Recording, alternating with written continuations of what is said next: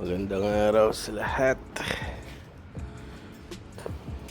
May batsa tayo ngayon kasi maglalaba tayo. So project natin today, kapalit tayo ng coolant ng ating 2004 Ford Everest Gen 1 na si Bullet. Ito. Ayan. Green na coolant. So bawat year merong appropriate coolant. Kung makikita nyo, iba-ibang kulay ng coolant na meron tayo. Green, pink. So i-google nyo lang kung ano yung dapat na kulay ng coolant para sa kotse nyo. Ayan. And so, may tagas. Tagas tayo dyan. Mukhang galing sa cam gear oil seal. Meron din dito. Wipe cover. Para sa ibang araw yan. For today, dito muna tayo sa coolant. So kaya tayo magpapalit ng coolant dahil nagkaroon ng tagas to.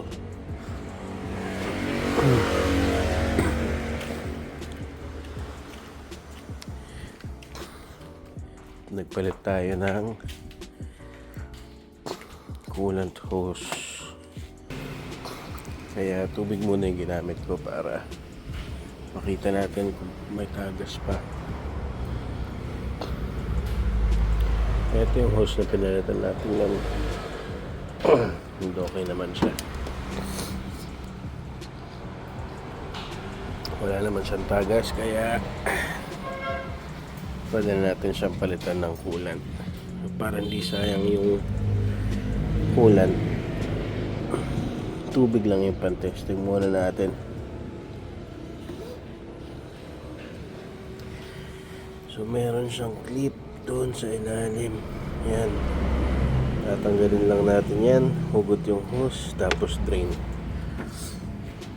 Ang hinugot na lang natin ng hose ay yung sa thermostat housing. Mas madali ang access dito kaysa doon sa may radiator kasi maraming nakaharang, like yung ATF lines. Kaya dito na lang, pero kung napapansin nyo, ayaw pa niyang tumulo. Ayan o. Focus.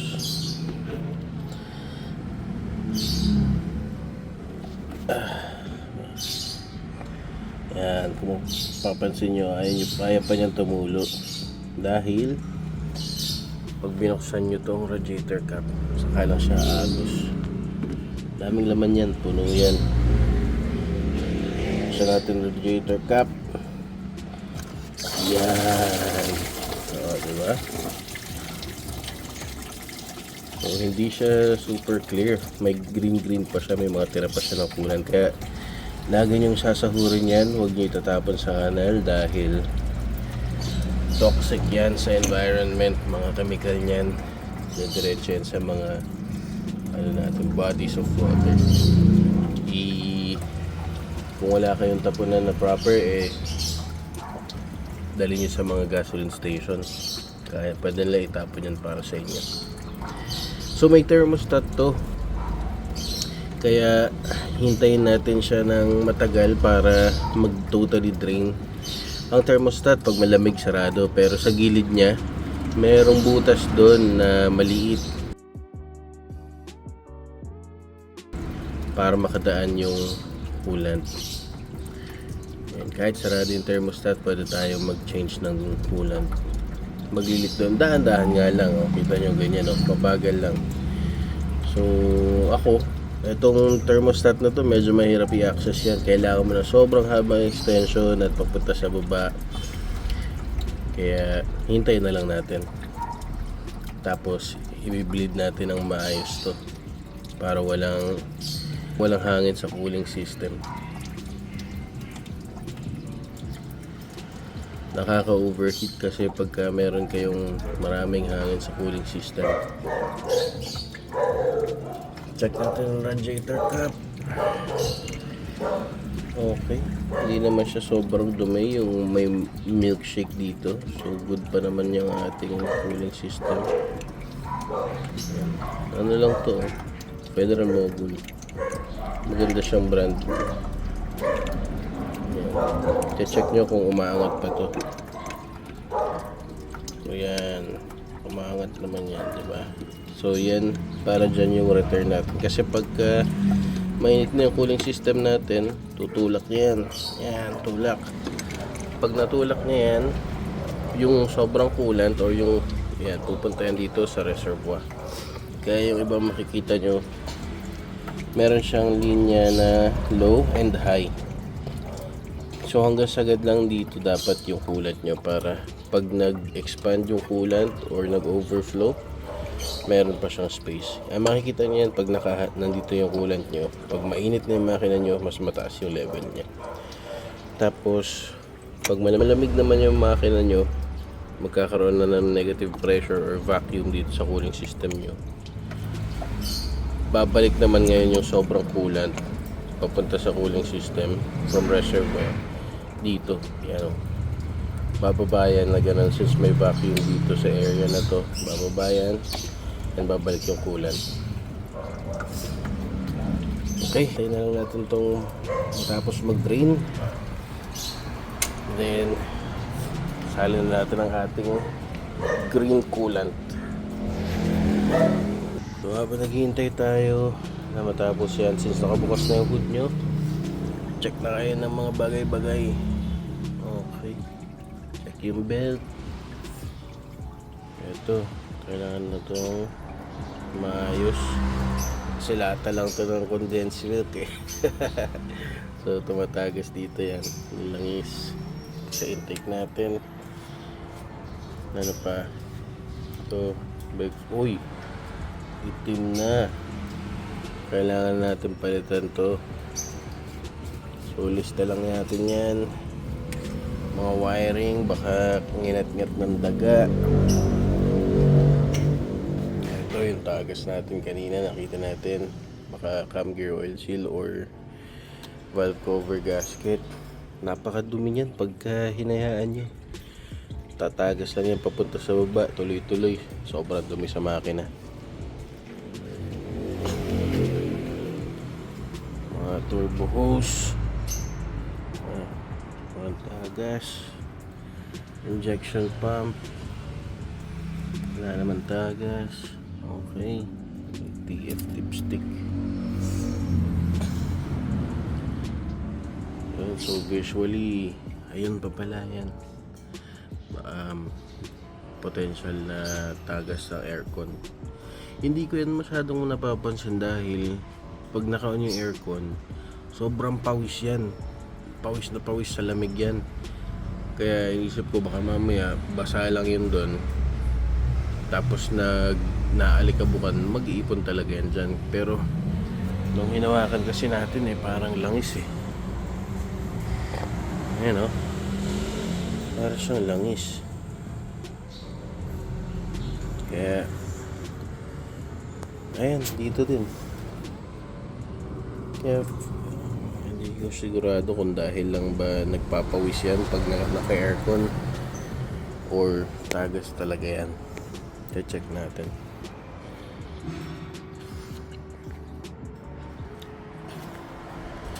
Clutch fan, dapat yan hindi sobrang free wheel. Yan, dapat ganyan, pag bitaw mo ihinto siya, pero dapat siya sobrang hirap naman ikutin. Yan, ganyan lang. Dapat may ganit konti, pero konti lang kasi pag uminit yan, titigas na yung fan. Okay, wala nang tagas, wala nang tumutulo.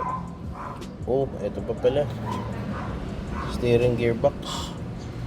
Naka power steering to, kaya papacheck natin, mukhang oil seal dito, din galing yung tagas. Okay na yan, lagay na natin yung coolant. Okay, nakabit na natin, tapos na siya mag drain. Ayan siya. So lalagay nyo lagi yung sungkita ng clip dun sa accessible na area para madali. Ayan. Sige, sali na tayo ng kulan. Lagay ako ng kulan. Nakatabingi yung lalagyan para mas may lalapit niyo yung mga bibig nila. Hindi ka masyadong magtatagas, hindi ka masyadong magkakalat kasi sayang din naman. Kaya siguraduhin natin na shoot yan lahat para buntis, para walang sayang.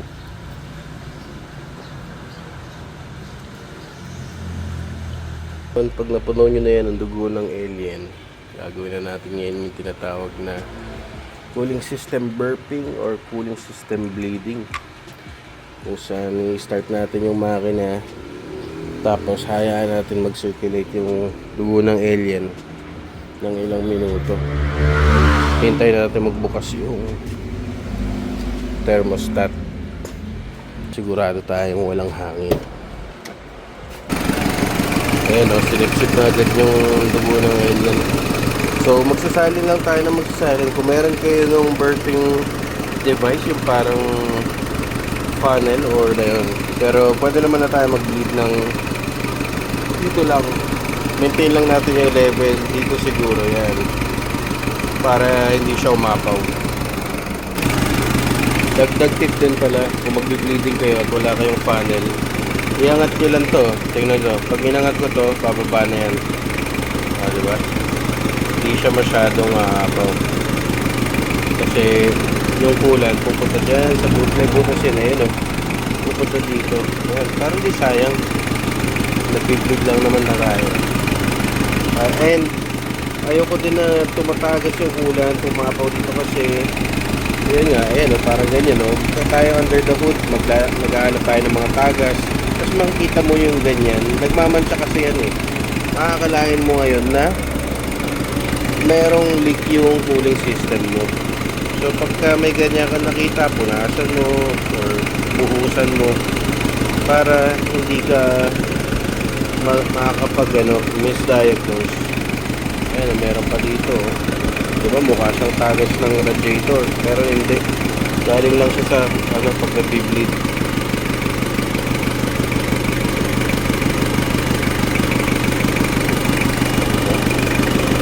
Sa umapaw, punta na lang siya sa reserve. Magana ng content punas, para hindi nagtatampo yung mga alaga natin. Pambira, pag nagtatampo itong mga ito, gastos. Gusto, sinusuyo, bibira ng chocolate, ng bulaklak, pambira talaga. Ito yung mahilig mag-engine wash. Kaya kasi di baling malikabok basta tinatabo ka. Doon lagi tayo magko-concentrate sa roadworthiness. Pangalawa na lang dapat yung aesthetic. So sobrang dumi oh. Diba original na kulay niyan, body color pala yan oh. Pero okay na muna yan na ganyan. Tatanggalin muna natin itong mga tagas na to, yung mga iso na yan. Yan yung sa aircon, pero napakalamig na aircon yan. Saka taon na rin yan mula nung hindi tumagas. Oh, palamig pa, hindi pa nabukas yung thermostat. Ang lamig pa niya. Malalaman nyo na nagbukas na yung thermostat pag uminit na yan. Lang, meron kasi tayong Starex GRX. Ayan o. Eto, meron niyang bleed screw or bleeding port dito banda sa taas. Parang ganyan, may bleeding port dyan. Huwag nyo kakalimutan na i-bleed yun. I-research nyo yung makina nyo kung merong bleed port. Marami tayong video sa YouTube, meron tayo sa mga Google na instructions. Napakahalaga nun para hindi cause ng overheat. At ayan na nga guys, mula sa sobrang lamig, ngayon napakainit na niya. Pwede na tayo magkape dyan. Mainit na yung radiator, mainit na yung ating upper radiator hose. So alam natin ngayon na nagsisirculate na ngayon or nagbukas na yung thermostat. Mainit na siya bigla. At bigla goods na goods pa yung ating makina. Wala nang maliliit na bula, yung parang foam sa soft drinks. Indication kasi yun na may leak yung ating combustion chamber. Saka yung sobrang lakas na bula, yung parang ganyan pero sunod-sunod, yun, leak din yung sa combustion chamber. Tsaka yun, makikita nyo, iba yung kulay, iba yung mancha niya dito, tsaka din sa radiator cap. Yung mga indication yan. Hintayin natin mga 5 minutes pa siguro para pampainit na rin ng ating Ford Everest for this week. Hindi pa kasi nagagamit to eh. Ina-alternate ko kasi yung mga sasakyan natin para nagagamit. Wait lang tayo. Break muna. Tingnan natin. Okay, matapos yung pumunta sa tindahan, tumambay muna. Ayan, mainit pa siya talaga. Pag ganyan wala na kayo nakikitang mula, nire-rev nyo siya ngayon. Huwag naman sobrang taas na rev. Sakto lang. Kasi aapaw to eh. Dahil gagana yung fuel pump nyo.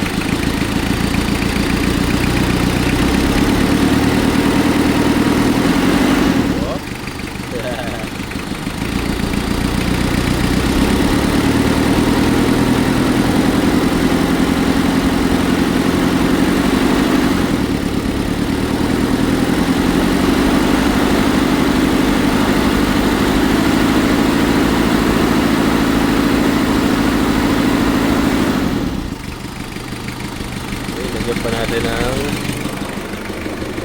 dugo ng alien.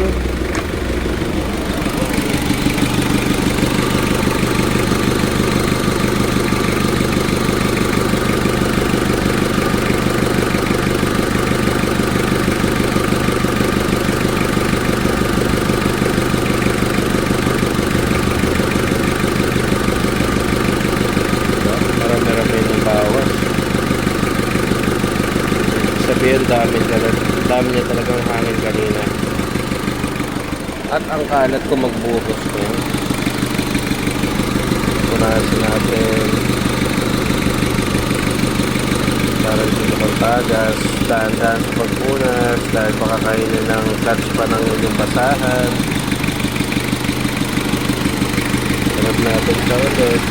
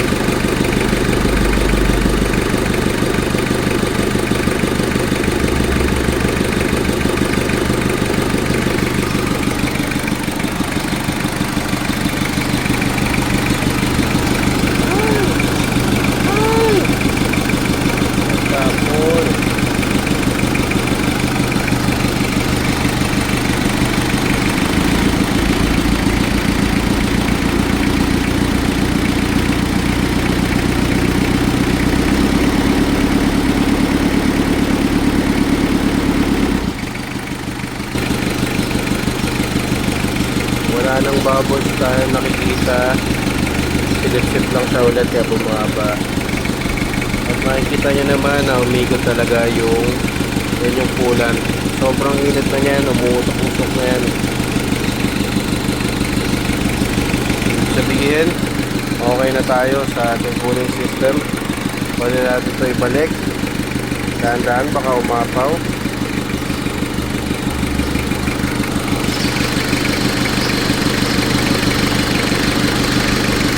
Alright.